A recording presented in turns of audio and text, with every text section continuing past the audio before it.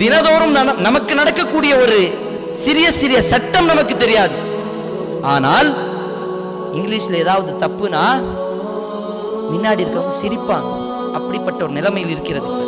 எதுவும் இல்லை, சாரின்னு வார்த்தை இங்கிலீஷ்ல சூரின்னு படிச்சுட்டா சின்ன பிள்ளை இருக்கக்கூடாது, அதுவும் சிரிக்கும். என்னம்மா இவருக்கு இங்கிலீஷ் கூட தெரியாது, சாரிய சூரியன் படிக்கிறாருன்னு சிரிப்பாங்களா இல்லையா?